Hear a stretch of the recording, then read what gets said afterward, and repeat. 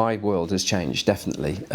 The studios in London, some of the big studios have closed, so that's a shame. There's some big commercial studios that I used to work with. Trevor Horn, I still work with Trevor, but his studio closed. It's called Soan, which is Island Records. That's where Island was originally. There's a lot of big studios starting to close in London, but I have my little place, and that has worked out okay. People contact me to do stuff there, so remotely. So they send me music, and I play the drums on it, send it back, and it's worked. It's definitely worked. You know, I've had number ones, and there's Laura Pausini. I don't know. She's an Italian singer. I played on that record. That's number one in Italy and South America, and she is up for a Latin Grammy for that, and that's just in my little windmill, you know. So it's definitely possible. Seal, you know, Jeff Lorber and Paul Jackson Jr. played on their records from there. It's changed, you know. We can do it. People can do it now. And one of my big things for young drummers is you should start to understand how the recording process is done. You know,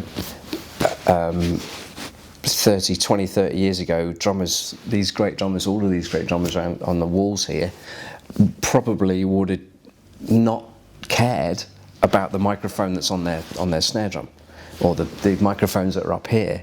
They don't care. I'm sure Steve Gadd still doesn't care, actually, and Vinny. But now I think it's good to know what they are and what they do, and to enable you to get a better sound. And it's definitely shifted. And there are guys like me all over the world that have got little places, and they're making music, and they're recording themselves. And I think that's going to be the way forward, because when the big studios close, they can still do. The smaller studios can still do guitar, and they can still bass, they can certainly do vocals and keyboards and brass, and piano and things like that. As soon as you want to do the drums, you need space. So I think in the future it will be guys like me around the world that have got a space that's proven that it works, and people will come to us, I think. Well, it's happening to me now. And I think in 10 years' time, it's going to be, you go to this guy. If you want really cool rock drums, that's the guy you go to.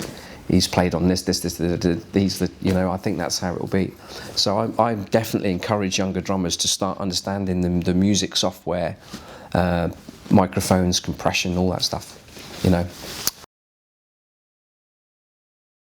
You contact me, and we talk about how many tracks you want to do, what the track's like, and then all I require from you is a file, a music file that just has as much music on it as possible, except the drums.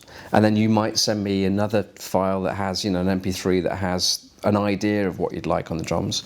We talk a little bit. I then import that into my Pro Tools session, and what I usually do, I play how I feel to it,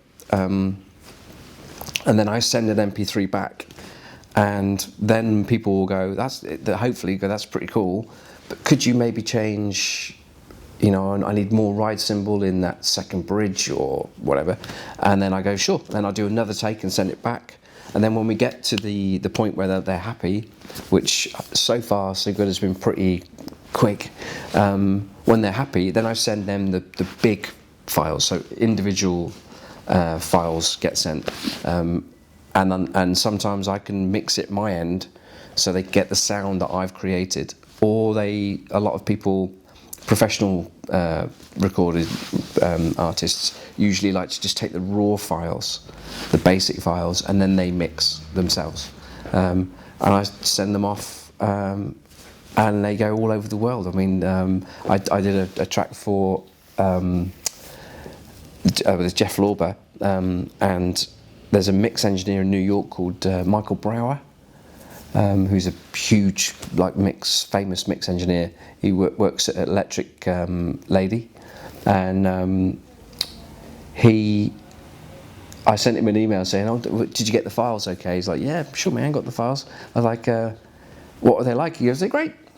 I said, no, and the reason I'm asking, because I recorded them at my studio. He goes, what? You recorded this? And it was really cool, you know, he was very cool about it. And I said, is there anything I can change to make it better? He said, just keep doing what you're doing, they sound fine.